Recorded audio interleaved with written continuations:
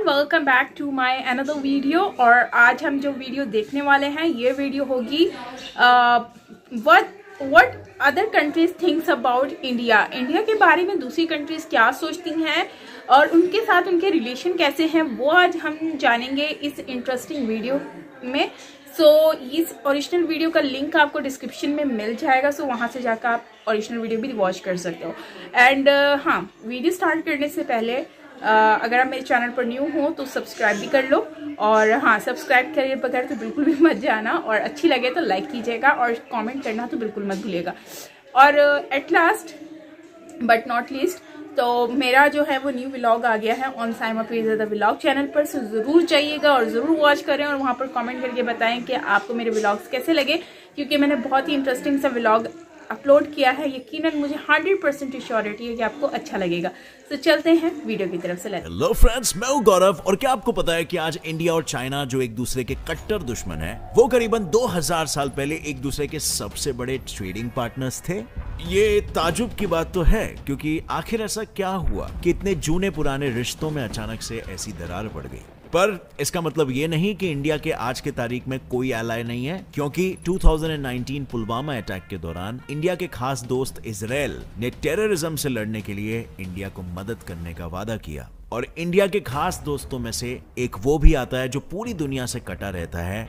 जी हाँ, मैं बात कर रहा हूँ नॉर्थ कोरिया की, जो वैसे तो पूरी दुनिया से दुश्मनी पालता है, लेकिन प्राइम मिनिस्टर मोदी की एक ट्वीट पे उसने इंडिया को अपना एलाय बनाने की बात कह दी थी। पर क्या वाकई में अपने दुश्मन चाइना का जिगरी नॉर्थ कोरिया इंडिया का दोस्त बन सकता है? और क्या असल में कोई भी देश इंडिया का दोस्त है, या वो सब बस दोस्ती की आड़ में बस अपना फायदा निकाल रहे हैं? आइए जानते हैं ना today's video titled what do other countries think about India. जो चाइना खुद को इंडिया से बड़ा मानता है, उसने 1938 में वर्ल्ड वॉर के नुकसान से जूझते हुए इंडिया से ही मदद की गुहार लगाई थी। तब इंडियन लीडर्स ने ऑल इंडिया चाइना डे घोषित कर दिया था, और जब पूरे इंडिया में एक आना यूज करते थे, उस वक्त इंडिया ने चाइना को पूरे 22,000 रुपयों का फंड दिया था, और साथ ही एक एम्बुलेंस और 5 डॉक्टर्स की टीम को चाइना भेजा था, जिसने उनके 2000 साल पुराने रिश्ते को उतना ही मजबूत रखा। अब आप सोच रहे होंगे कि 2000 साल पुराना रिश्ता, कैसा रिश्ता? तभी ट्रेडिंग का सबसे बड़ा और मशहूर सिल्क रूट इंडिया और चाइना से होकर ही गुजरता था, जिस वजह से दोनों देशों का आपस में काफी ट्रेड होता था। और इसी रिश्ते को बरकरार रखते हुए 2004 में इंडिया चाइना ने 7000 करोड़ का ट्रेड कर खुद का ही बेंचमार्क तोड़ दिया था, जिसके बाद इस प्रॉफिट को और बढ़ाने 2005 में उन्होंने strategic and cooperative partnership for peace and prosperity sign किया था। अब यहां तक तो चीजें अच्छी चल रही थी, लेकिन अचानक 2017 में इनकी इस दोस्ती में दरार आने लगी, क्योंकि 2017 में जब चाइना सड़क बनाने के बहाने जबरदस्ती भूटान के डोकलाम बॉर्डर में घुस गया था, तब इंडियन आर्मी ने ऑपरेशन ज्यूनिपर चलाया, जिस वजह से चाइना को मजबूर होकर अपनी सेना को वापस बुलाना पड़ा था। और उसी वक्त चाइना के करंट अफेयर कमेंटर ने यह कहा कि इंडिया को इग्नोर और अंडर एस्टिमेट करके चाइना ने बड़ी गलती कर दी है। ठीक ऐसा ही एक स्टेटमेंट उसके फॉरेन एनालिस्ट ने भी उसी साल इंडिया के लॉन्ग रेंज बैलिस्टिक मिसाइल अग्नि 4 के सक्सेसफुल टेस्ट कंप्लीशन के बाद भी दिया था। हालांकि दोनों देशों के संबंध ज्यादा खराब तब हुए जब कोविड-19 के वक्त गैलवान वैली पे इनके बीच मिलिट्री कॉन्फ्लिक्ट हुई, जिस वजह से इंडियन गवर्नमेंट ने सभी चाइनीज एप्स को बैन कर दिया था। और बैन का जवाब देते हुए चाइना ने अपने यहाँ सभी इंडियन मीडिया साइट्स को ब्लॉक कर दिया। लेकिन इससे पहले भी चाइना ने कभी इंडिया को आगे बढ़ने नहीं दिया है, क्योंकि ऐसा हो गया तो उसे 2 चीजों का नुकसान होगा। पहला, उसका वर्ल्ड्स मैन्युफैक्चरिंग हब का टाइटल छीन लिया जाएगा, क्योंकि उसके अनफेयर ट्रेड प्रैक्टिसेस की वजह से अब एप्पल, सैमसंग और टेस्ला जैसी बड़ी बड़ी कंपनियां एक एक करके इंडिया में शिफ्ट होने लगी है। दूसरा कि Indian economy fastest growing economies में से एक है, और FICCI के एस्टिमेशन के हिसाब से फिस्कल ईयर 2021-2022 में इंडिया की GDP 9.1% पे ग्रो होगी, जो कुछ ही सालों में कभी भी चाइना को पीछे छोड़ सकता है, जिसका बदला वो अपने वीटो पावर का इस्तेमाल कर, यानी जब जब इंडिया UN का परमानेंट मेंबर बनने की कोशिश करता है, तब चाइना हरदम उसके अगेंस्ट वोट करता है। और साथ ही वो हमेशा बॉर्डर पे कॉन्फ्लिक्ट शुरू रखता है, ताकि इंडिया उलझा रहे और उसकी ग्रोथ ना हो। अब friends, do you know, this is the moment I have been waiting for. 2020 फिर से शुरू होगा और मेन गेम्स खेले जाएंगे India versus New Zealand, Bangladesh versus Pakistan और श्रीलंका वर्सेस वेस्ट इंडीज के बीच में। ICC men's T20 world cup तो ऑलरेडी खत्म हो चुका है और द चैंपियन इज ऑस्ट्रेलिया। और अगर आप फुटबॉल में इंटरेस्टेड हो तो बहुत सारे इंटरेस्टिंग इवेंट्स है फुटबॉल में जिन्हें आप एंजॉय कर सकते हो और आपकी फेवरेट टीम जीतने पर आप रियल कैश भी जीत सकते हो। 1x bookmaker the most reliable bookmaker app है जहां पर आप मैच प्रेडिक्शंस कर सकते हो और अपनी बुकिंग्स पर कैश जीत सकते हो। यहाँ पर आप मैच के रिजल्ट्स भी देख सकते हो, रियल टाइम में गेम्स खेल सकते हो ऑनलाइन और यहाँ के विन्स काफी बड़े अमाउंट में होते हैं। मेरे सब्सक्राइबर्स में से जो भी रजिस्टर करेगा उसे $100 मिलेंगे फर्स्ट डिपॉजिट पर और आप जितना भी पैसा जीतोगे आप उसे विड्रॉ कर सकते हो थ्रू पेटीएम, बैंक अकाउंट और एनी अदर मेथड। काफी इंटरेस्टिंग एप्लीकेशन है और अगर आप भी स्पोर्ट्स फैनाटिक हो तो आप भी ट्राई कर सकते हो। अगर आपको क्रिकेट या फुटबॉल पसंद है तो बुकिंग सिर्फ 1xbet पर ही करो। Find the link and promo code in the description and show that you're a true sports fan. Number 2, UK.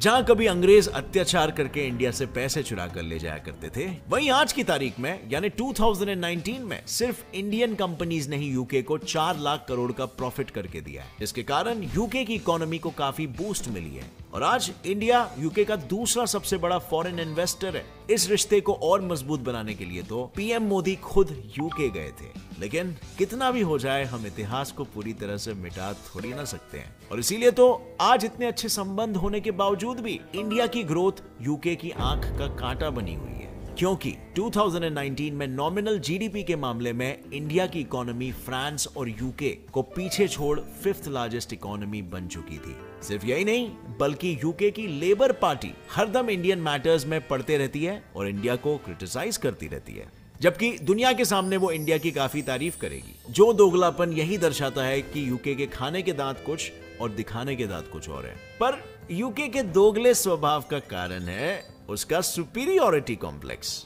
कि जिस देश पर उसने 200 साल से भी ज्यादा राज किया वो बस 70 सालों में उससे इतना आगे कैसे निकल सकता है। और यूके की इसी सुपीरियॉरिटी कॉम्प्लेक्स का सबूत 2016 का ये सर्वे रिपोर्ट बताता है, जिसके मुताबिक 43% यूके सिटीजन्स को आज भी यही लगता है कि उनका कॉलोनियल कल्चर यानी दूसरे देशों पर राज करना सही था और ये उनके लिए गर्व की बात थी। और अगर उनकी आइडियोलॉजी कॉलोनियलिज्म ही है तो क्यों दुनिया के सामने डेमोक्रेटिक देश बनने का ढोंग करते हैं। उनका दूसरा एक ढोंग तो ये भी है कि खुद को इंडिया का एलाय बताने के बाद भी यूके इंडिया से भागे हुए सभी बड़े बड़े स्कैमर्स को पनाह देता है और जब इंडिया उन स्कैमर्स को लौटा देने के लिए कहता है तब चोरों के लिए ह्यूमन राइट्स का नाम लेकर वो अपील डिनाई कर दी जाती है। लेकिन बात तो कुछ ऐसी है ना कि यूएस के मांगने पर क्यों अमेरिकन क्रिमिनल्स को तुरंत हैंडओवर कर देता है, पर यूके ये सब खुलेआम नहीं करता क्योंकि वो अच्छे से जानता है कि उसके लगभग 1 लाख लोगों को रोजगार सिर्फ इंडियन कंपनीज की वजह से ही मिल रहा है और सिर्फ कंपनीज ही नहीं बल्कि इंटरनेशनल स्टूडेंट्स भी यूके के रेवेन्यू में 2 लाख करोड़ कंट्रीब्यूट करते हैं, जिसमें सबसे ज्यादा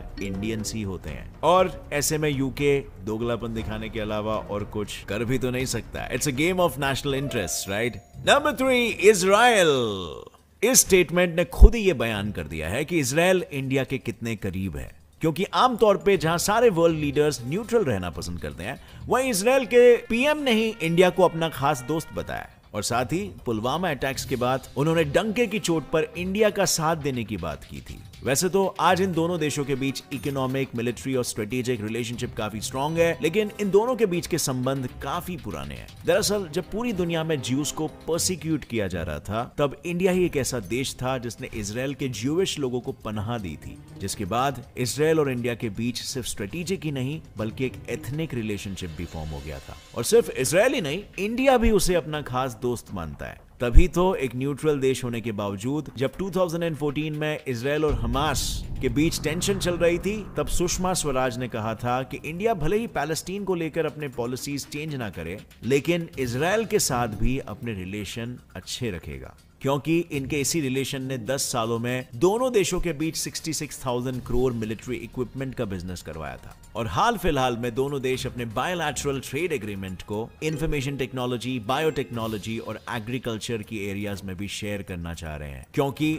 सच्चे दोस्त वही तो होते हैं जो सिर्फ अपना ही नहीं बल्कि अपने दोस्त का भी फायदा करवाएं। Number 4, US. यूएस की बात करें भाई लोग तो इंडिया का सबसे स्ट्रॉन्गेस्ट एलाई यूएस कहा जाता है, क्योंकि 2019 में दोनों के बीच का ट्रेड तो करीबन 6.5 लाख करोड़ रुपीस तक पहुंच चुका था। लेकिन हमारी बॉलीवुड फिल्में भी उनके लिए पैसे कमाने का एक मेन स्ट्रीम बन चुकी है। लिटरली वहां फिल्मों के रिलीज के पहले हफ्ते में ही सेल्स 50 करोड़ रुपए क्रॉस कर लेते हैं। लेकिन यूएस भी शायद इंडिया का एलाई बनने का सिर्फ ढोंग करता है। Relationship between India and the United States has never been stronger, has never been better. क्योंकि 2020 में जब इंडिया में लोग कोविड से बुरी तरह से जूझ रहे थे, तब इंडिया खुद वैक्सीन तो बना ही रही थी, लेकिन जो रॉ मटेरियल्स यूएस से आ रहे थे उन्होंने उसका एक्सपोर्ट तक रोक दिया था।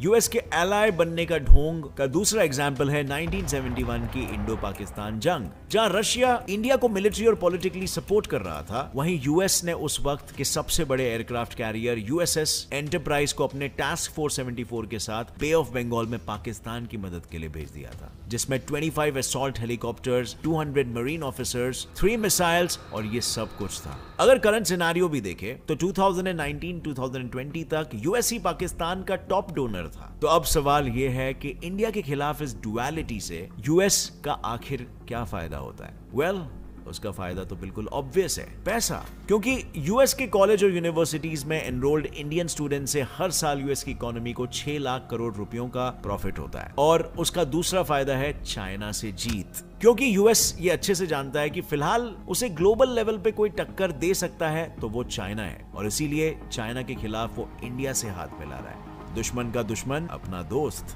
यही चीज उसने तब भी की थी जब सोवियत यूनियन ने अफगानिस्तान पे कब्जा कर लिया था, और उस वक्त अपने सबसे बड़े दुश्मन सोवियत यूनियन को हराने के लिए यूएस ने अफगानिस्तान का साथ दिया था। इन शॉर्ट, यूएस की पॉलिसी ही है दुश्मन का दुश्मन दोस्त। और इससे आप दोस्त के घर पे अक्सर आना जाना भी कर सकते हो ना, और नजर रख सकते हो कि पड़ोसियों की तबीयत पानी कैसी है। नंबर 5, पाकिस्तान। पाकिस्तान और इंडिया के लीडर्स ही नहीं बल्कि लोग भी शायद एक दूसरे को नेगेटिवली देखते हैं कहीं ना कहीं, क्योंकि वहां हुए एक सर्वे के अनुसार 71% पाकिस्तानीज इंडिया को एक सीरियस थ्रेट समझते हैं। भाई, थ्रेट किस बात का?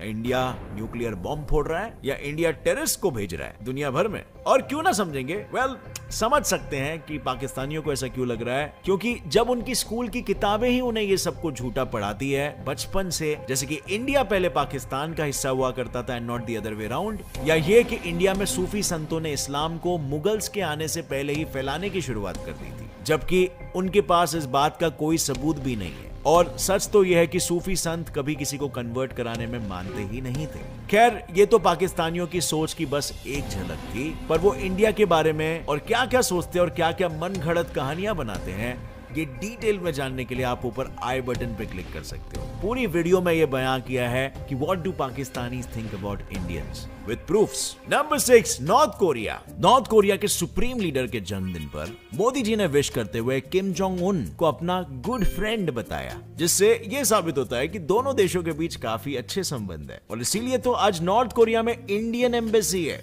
और इंडिया में नॉर्थ कोरियन एम्बेसी है। लेकिन हमारे और उनके रिश्ते सिर्फ यहीं तक सीमित नहीं है, क्योंकि चाइना के बाद नॉर्थ कोरिया का लीडिंग ट्रेड पार्टनर इंडिया ही है, जिसने 2013 में कंट्री के एक्सपोर्ट में 400 करोड़ रुपयों का कंट्रीब्यूशन किया था। यही नहीं, ट्यूबरक्यूलोसिस से निपटने के लिए WHO की रिक्वेस्ट पे इंडिया ने 7 करोड़ की एंटी ट्यूबरक्यूलोसिस मेडिसिन वहां पर भेजी थी। और शायद इंडिया के इसी भाईचारे को देखते हुए आमतौर पे चुप रहने वाले किम जोंग उन ने पीएम मोदी के ट्वीट को एक्नॉलेज भी किया और इंडिया को एलाई बनाने जैसी इंपॉर्टेंट बात भी की थी।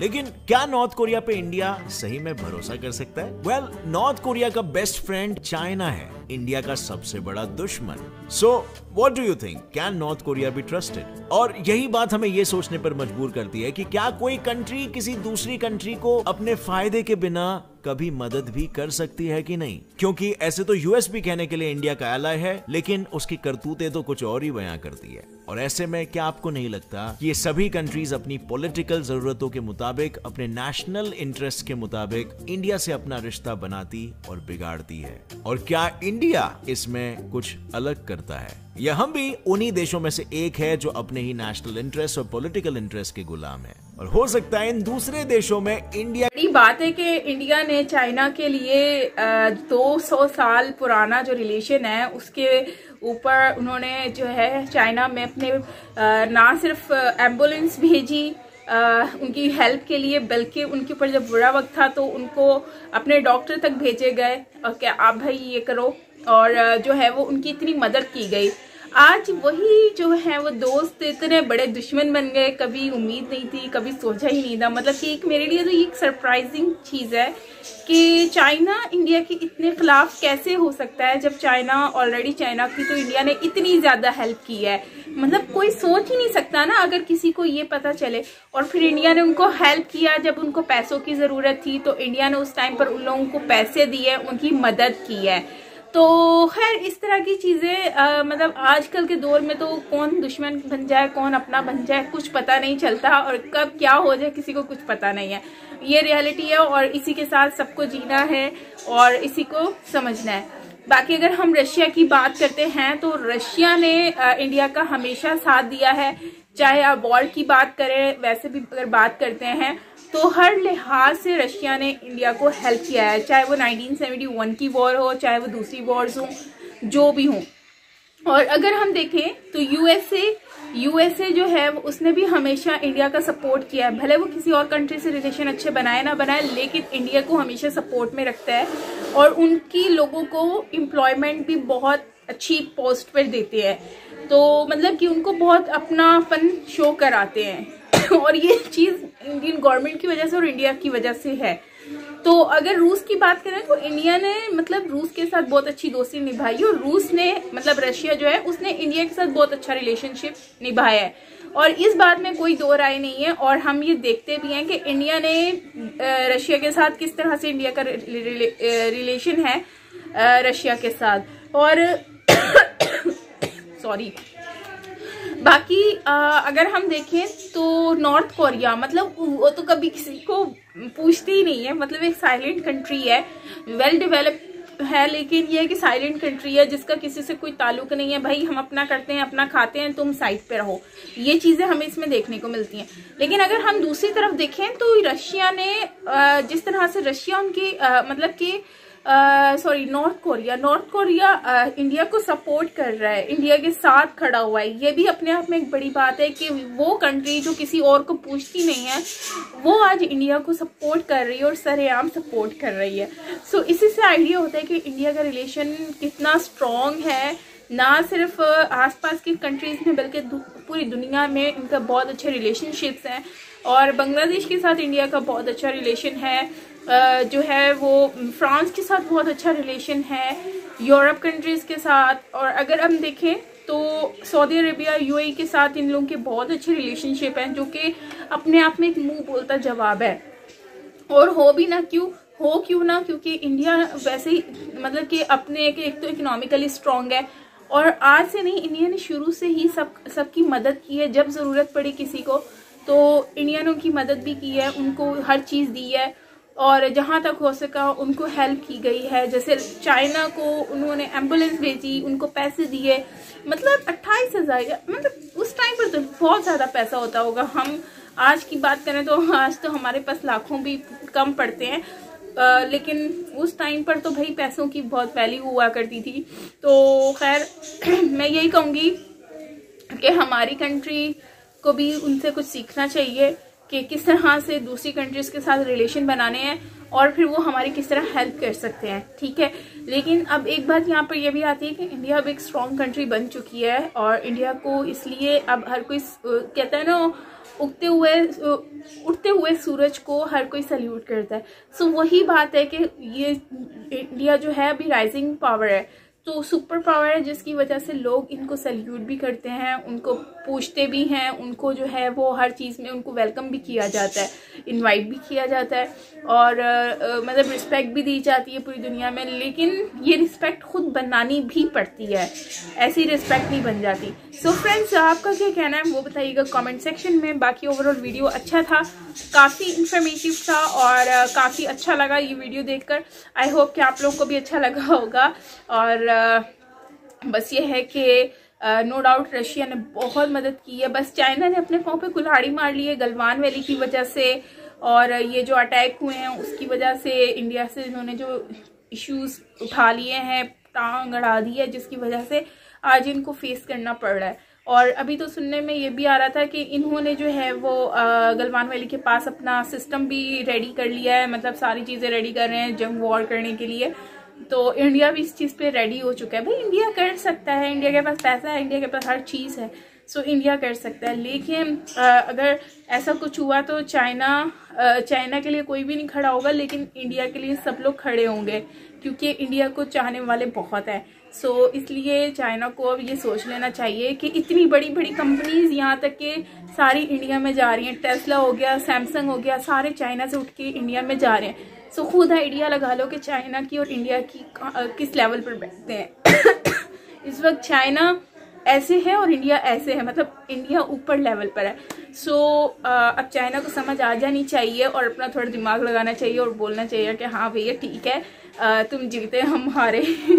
तो आपका क्या कहना कमेंट सेक्शन में बताना। बाकी मिलते हैं नेक्स्ट वीडियो के साथ। Till then take care, bye bye. और हाँ, मेरा व्लॉग देखना मत भूलना।